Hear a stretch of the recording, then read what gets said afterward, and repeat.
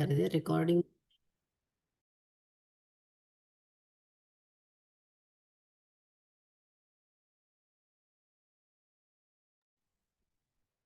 Good morning, everyone, and welcome to our webinar on the IPM performance for the month of June. Thank you, everyone, for joining us on Monday morning. So, what we will be covering today, we'll be going through some of the important aspects, the most talked about things in the Indian pharma market. Just a minute, let me adjust. Yeah. So first and foremost, we will be looking at the updates of the anti-obesity market, how things are moving in the anti-obesity market, because just last week we have seen launch of Wegovy. Then we will look at the IPM therapy performance. We will also look little more in depth on the growth drivers. While we discuss about the MAT and the month growth drivers, we will be looking at for the month what are the different segments that are driving the growth. And over here we have focused more on the volume and the new product related growth, not more focus on the price related growth. Then we look at our top 40 corporates, top 40 brands. If there is a movement, upward movement of certain brands in the ranking position, we have evaluated that as well. So coming to the first most important part about, whatever we are hearing nowadays, anti-obesity, it's too much in the news. So we thought about tracking this market little further, seeing how the market has moved after the launch of Wegovy. So to start with, what we have looked at in the last 5 years, how has the market moved? The market in 2021 was 138 crore. Now it has moved to almost 628 crores. So acceptance, awareness, affordability, and willingness to try new drugs for obesity has actually propelled the growth of this market. Which today, if you see where the market stood, 138 crores, the market is close to 628 crores. So if you look at the multiplier effect, the market is almost 5 times. Semaglutide actually created a revolution in the market from 26 crore in the year of launch. Now it has moved to close to 400 crores. Of course, there are other brands also, other molecules also, which have driven the growth of the market. But to a great extent, semaglutide has driven the growth of the market. And now tirzepatide has also created a lot of action in the market. Within a quarter's time, it's almost a 50 crore market. If you look at the growth of the anti-obesity market, the anti-obesity market has shown a 5-year CAGR of almost 56%, and over last year, it has grown by close to 18%. In terms of which are the molecules which are the highest contributing molecules, semaglutide today contributes to almost 66% of this market in terms of value, and tirzepatide contributes to around 8%. So collectively, semaglutide and tirzepatide, they collectively contribute to almost 75% of the anti-obesity market in terms of value. So, if you were to look at, why is it that all of a sudden there is so much action in this market? We try to look at some of the earlier drugs, especially drugs like orlistat, which doesn't fall in the GLP agonist category, but then it was used for obesity. These earlier drugs, the mode of action was restricting fat absorption. And if you see typically Indian diet, it is more carb rich. It's not fat rich. Whereas the newer drugs, if you look at their mode of action, it is focused more on suppression of appetite, lowering of gut mobility, and this leads to longer feeling of satiety or fullness of the stomach. So basically, the mode of action is something which has propelled the visible outcome of these products. Then we come to Mounjaro update. Since Mounjaro has been in the market for at least a quarter, more than a quarter now, we look at how it has progressed. In the last presentation, we had looked at how the dosage upgradation or titration is captured very well in the market. So this month again, we try to upgrade the same graphs. So last month, in the month of May, we were over here, overall sales of Mounjaro. But then if you look today, in 1 month, actually the intake, and now these are absolute quantities. Here I have not converted into thousands or anything. It's absolute quantity. The quantity over last month has almost or more than doubled. If you see from 42, it has moved to 87 or 88. As far as the two strengths are concerned, last month, we were at here, last till the month of May, wherein we saw that the lower dose, it stabilized and the higher dose moved up, indicating the shift. But if you see this month, both the higher dose as well as the lower dose has shown a significant pickup. indicating further upgradation of the initial patients on the higher dose, as well as many more newer patients being onboarded on the lower dose. So this indicates the adherence to the prescribed dosage and parallel onboarding of new patients for the Mounjaro products. So while Mounjaro has managed to make the most of this market, let us see how Wegovy has fared in this market since it has been launched just 2 weeks or so, couple of weeks back it has been launched, and whatever Pharma Track could capture, let us see what insights we can derive from that capture. So if you look at the Wegovy market, Wegovy is in the market. It's available right now in all the five strengths, and it has shown a collectively secondary sales of close to 2.5 crores in just 2 weeks. This is again absolute quantity. It's not converted to thousands, but then this is also telling that a good significant amount of patient base has managed to pick up this product. If you look at the dosing schedule, similar to Mounjaro, the patient upgrades on a higher strength after every 4 weeks. Or, it's like it's not that a patient is given a particular strength based on his or her weight, but then the patient starts with a lower dose and gradually upgrades to a higher dose. But then, if that was the case, in case of Mounjaro, what we had seen is initially the lower dose, if you see Mounjaro, initially the lower dose picked up and then the higher dose in terms of titration started picking up. Whereas in case of Wegovy, we see all the doses being sold in the market at the time of launch. Now, this is our understanding, our interpretation of the data. This actually tells us that there may be some patients who were there already on semaglutide injections before the launch, and probably till the time the product was available in India, they were using the imported drugs, because we have also seen that a good amount of celebrities, they were on this product. So probably, these were imported injections, and now that Wegovy is available in India, they have started purchasing the drugs in India. Also, one advantage that Wegovy has over Mounjaro, because Mounjaro today is available in terms of in the form of vials, which it's possible that not all patients have to go to the clinic. Some patients may be able to take it in house, but then a good number of patients have to go to a doctor for injecting it once a week. Whereas if you look at Wegovy, it's not available as injections, but it's available as a pen, which a patient can self-inject. Probably this is an advantage that Wegovy would have over Mounjaro. Probably it's because of late launch, a patient base loss, that gaining those new patients on once a week dosage, Wegovy would have lost initially, but this convenience of injection probably would be an advantage for Wegovy. In addition to that, Wegovy also has its stronger or larger loyal doctor base because of Rybelsus, which has been in the market for over 2 years now. Okay. While because this entire anti-obesity thing is a global problem, it's not a India specific, China specific, or US specific problem. It's a global problem, and people have seen, or many of the scientists, many of the countries have realized that this is going to be an epidemic globally. So if you see, the number of new molecules that are available or that are being worked are in the pipeline are numerous, and this is just a few. These are 14, 15 molecules that I have put on this sheet. Many of the companies are heavily into R&D research, and if you see, many of the drugs are in phase 2, phase 3 trials. Majority of them are in the phase 2, phase 3 of clinical trials about to be launched in the next 2 to 3 years. So, as the anti-diabetes market gradually picked up, the SGLT2s, the DPP4s, and then the combinations of both picked up as the market requirement, or as we started seeing diabetes progressing further, the disease condition progressing further, requiring drugs beyond SU meds. We also see anti-obesity products probably going down the line, the existing form or existing the mode of action may not suffice, or there may be drugs which may come in the market with a better mode of action, probably better efficiency.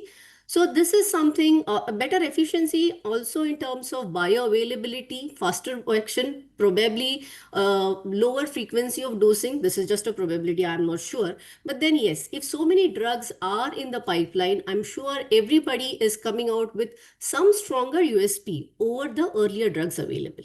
So yes, Anti-obesity drugs are probably the most talked about option, but is this a magic pill? Not really. So if I were to summarize, semaglutide and tirzepatide continue to drive the growth of the anti-obesity segment in India today. Anti-obesity as a condition needs a major change in lifestyle, eating habits, and exercise schedule. These drugs they provide the initial momentum needed in the weight loss journey, but they are not the magic pill to lose your weight. In fact, since a lot of modification happens on your gastrointestinal system, a diet balance in terms of protein intake and other vital nutrients becomes mandatory. Because you feel satiated for a longer period of time, you may not feel like eating for a longer period of time, wherein you may actually not eat a lot of junk food, but you may also not eat a lot of nutritious food. So managing that diet properly is very important. So not by just injecting Wegovy or Monjaro is not going to help. There are many more aspects that a patient needs to take care of. The quantity consumption in terms of second sales captured from the market indicates faster patient base being onboarded on this therapy along with good adherence of the existing patient base, because we are seeing a good titration being observed in the market as we see the different trends getting picked up in the market. This market opportunity has increased the R&D efforts to launch newer, more effective molecules in this segment. Next, we go to the IPM therapy performance. If you look at the Indian pharma market for the month, the market has shown a really good growth of 8%. Unit growth is not negative, but it's not very strong as well. After the cardiac segment, we see the respiratory segment, which has actually really done well, extremely well in terms of value as well as unit growth for the month of June.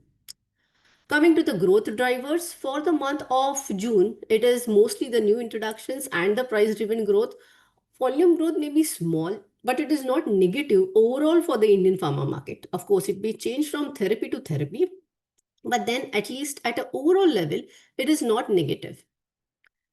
Then when we come to for the month of June, if you look at the growth drivers, the cardiac therapy, the anti-infectives therapy, the respiratory therapy, these are the therapies where the volume growth seem to be positive. Not necessarily across all the molecules, but yes, they are positive. So what we did is we tried to study the therapy growth drivers for the month of June. And what we have done is we have analyzed the segments that have driven the growth of the top therapies for the month of June. We studied the segments within each therapy for the volume and new product driven growth. We have not focused more on the price driven growth because it's just price driven growth just talks about you just increase the PTR and get the growth. So we have not focused on that. But volume growth indicates the genuine increase in demand, and new products talks about the action that the new products have created, whether it is the new molecules or new brands launched in the new molecules that have led to this type of growth.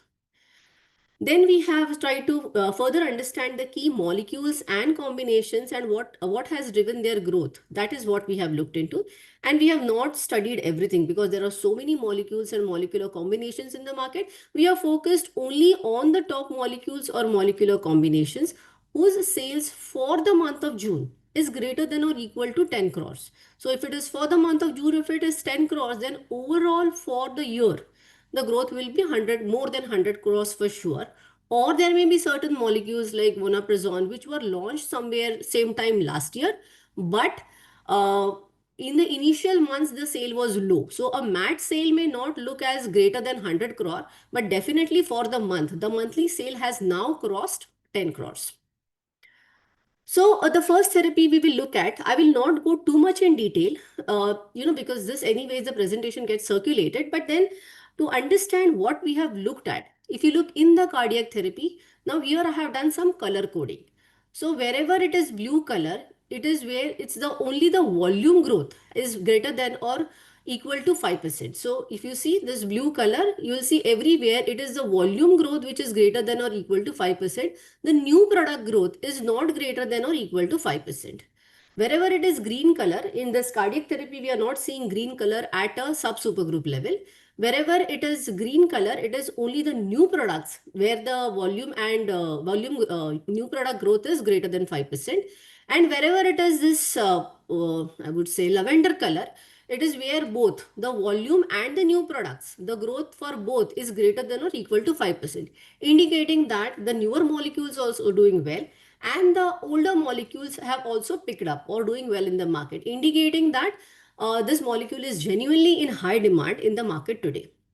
So if you see antihypertensive, they have shown a modest growth of volume, price as well as new introductions. Overall, the growth is good at around 10%. But then little critical drugs like lipid lowering drugs, platelet aggregation inhibitors, heart failure therapies, they are the ones which talk about a higher volume growth, indicating a genuine demand in value, genuine demand for the drugs, also indicating the increase in the number of conditions for which these drugs may be needed.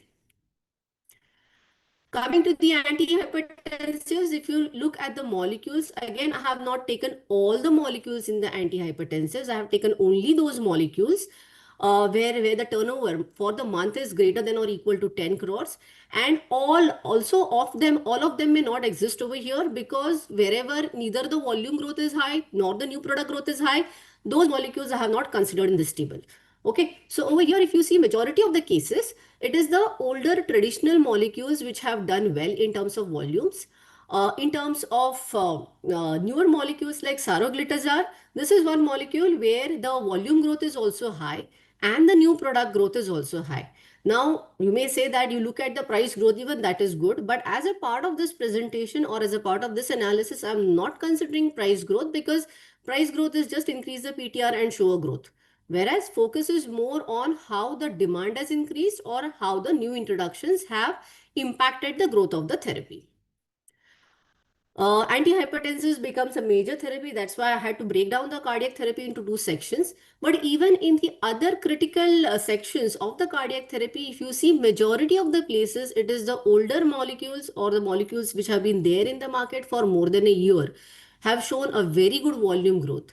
Vericiguat or finerenone, they have been there in the market for almost slightly more than 12 months or so. If you see these molecules also, they have shown a very good volume driven growth as well as new product growth. Coming to the gastro segment, if you look in the gastro segment, majority of the cases we have seen a volume degrowth, whereas certain cases like oral electrolytes, antiflatulence, and drugs for irritable bowel syndrome, they are the ones where new products have actually grown relatively faster. Even gastroprokinetics has shown a good growth, but that growth is majorly driven by volumes. Within the gastrotherapy, if I were to talk about certain molecules which have really pushed the growth, it is this domperidone plus omeprazole which has grown well in terms of volume as well as new products. Vonoprazone, a relatively newer molecule in the market, but yes, it's grown well. The monthly sale today, it's around 17 crores. Of course, since it falls in the acute therapy, a long term, what to say, long term, a patient being on this molecule on for a longer period of time is not possible. Also, if you see many other places, you will see a good mix of molecules which have focused on volume driven growth and a new product driven growth we are seeing. Oral electrolytes, over here we are seeing a good amount of new product related growth. Coming to the anti-infectives therapy, the anti-infectives therapy has shown a good growth of 8.2%. Again, strongly volume driven growth. If you see everywhere across all the sections of the anti-infectives therapy, it is not a new product related, no new product driven growth. Also, what we try to look in the antibacterial section, where majority of the molecules are showing a volume driven growth, which we have highlighted by blue color, we see that majority of the molecules are hospital molecules.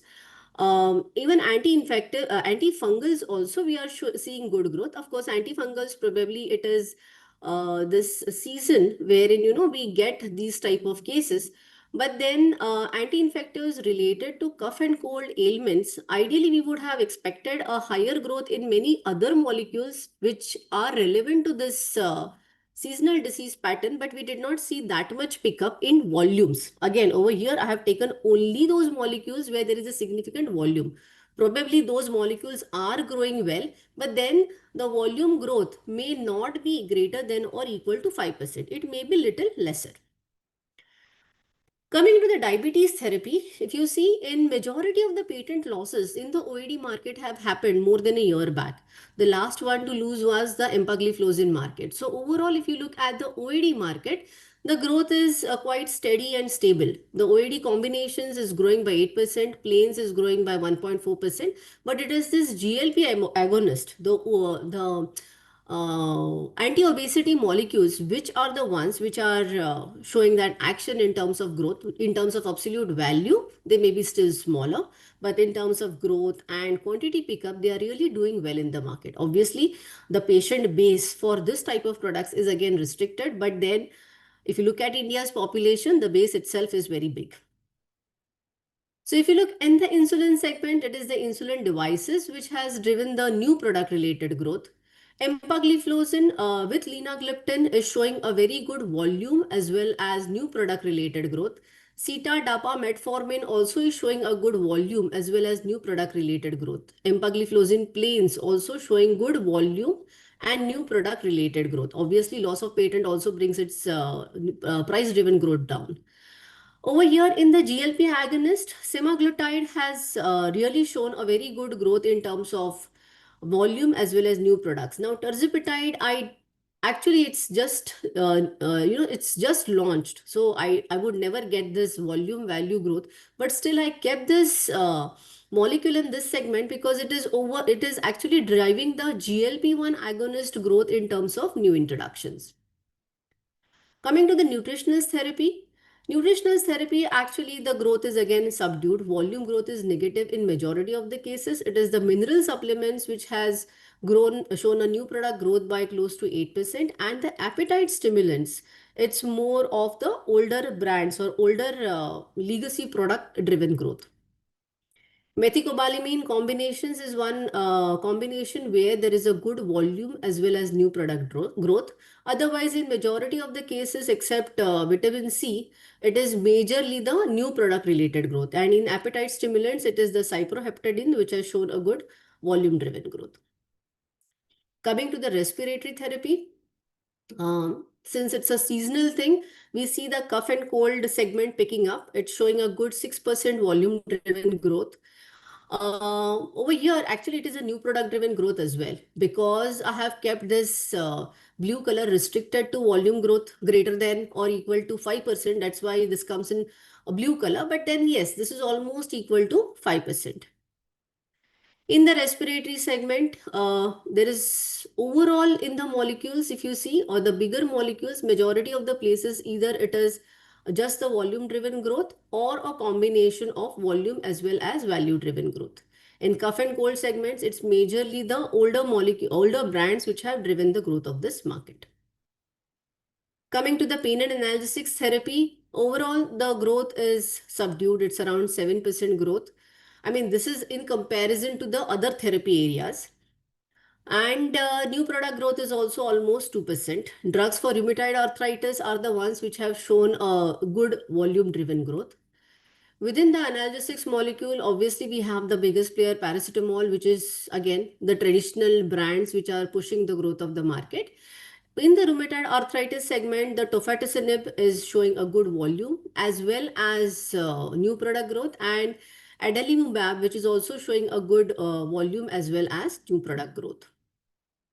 Coming to the neuro-CNS therapy, majority of the places it is the new introductions which have driven the growth of the market. Drugs for peripheral neuropathy is also shown a good 14% volume-driven growth. If you look at the different molecules, I may not go through all the molecules, but yes, gabapentin is showing a good new introductions related growth. This drug for neuropathic pain, which is coming in the other CNS drugs, in terms of value per month, it is around 10%, 10 crores value for the month of June. But then the new introduction related growth is relatively high for this molecule. Coming to the derma therapy, hair care products and anti-dandruff products are showing a good volume as well as new product related growth. Overall, if you see the total growth of these segments for hair care products is around 17% and anti-dandruff is around 50%. If you see emollient, sunscreen, kojic acid combinations, clotrimazole, these are the ones which are showing a very strong new product related growth. Anti-infectives with topical corticosteroids are like lobetasol plain as well as combinations, and betamethasone plus neomycin are showing a good volume driven growth. Coming to the gynecology therapy, again, if you look at the growth of the gynac therapy is pretty low, it's around 1.3%, but it is this uterotonics which have shown a good growth of close to 7% with a stronger volume growth. Dydrogesterone continues to grow with the help of new products. Also, RFSH hormone also is showing a good new introduction driven growth. Coming to the blood related therapy, it is the antithrombotic agents where we are seeing a strong new product growth of close to 61%, but otherwise the other major subgroups within the blood related therapy, they are growing by using the older legacy brands or legacy brand volume growth. Anti-anemic preparations, the volume growth seems to be negative, while the new product growth, not though it is not very high, but then yes, to some extent, new products are driving the growth of this market. FCC complex, if you see, the new introductions are driving the growth. Close to 17% growth comes from the new introductions. Even desidustat is showing a very strong volume as well as new product related growth. Elemental iron, the traditional brands driving the growth of the market. So to summarize, I have not gone through too much details because there's a lot of data and people would get things to study as we put this slide on our LinkedIn. A good mix of volume and new product growth is seen in some of the key therapy areas.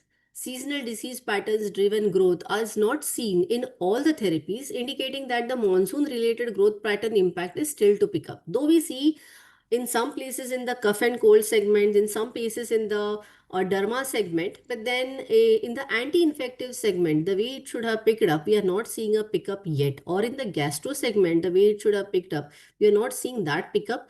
Probably in the month of July, as the monsoon picks up, we may see that momentum as well because monsoon did start early. Now, I stay in Mumbai, so I can talk for Mumbai.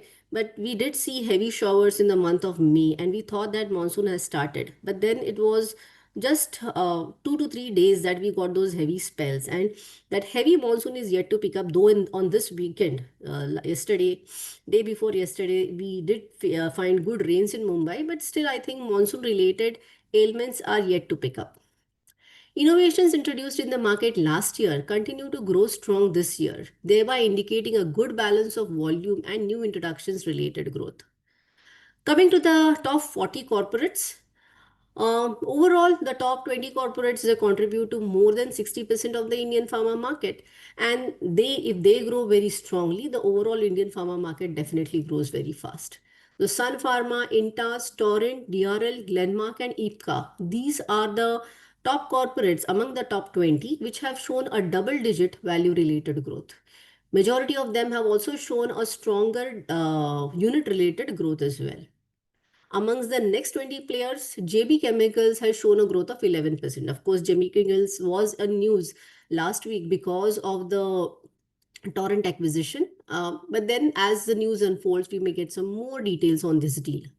Ajanta Pharma, Procter & Gamble Health, Corona, Indoco, Bayer, Nutricia. These are the companies among the top 40 which have shown a very good double-digit growth for the month of June. Coming to the top 40 brands, while Augmentin and Glycomed GP stay at the number 1 and number 2 position for the month of June, Pan has moved to the number 1 position. And other brands like Thyronorm and Cilacar among the top 20 brands have shown a double-digit growth. Now, Cilacar, once this acquisition happens, a strong brand which the Torrent may acquire over a period of time. Amongst the next 20 brands, Calpol, Brilinta, and Zostub, they have shown a robust value as well as unit growth.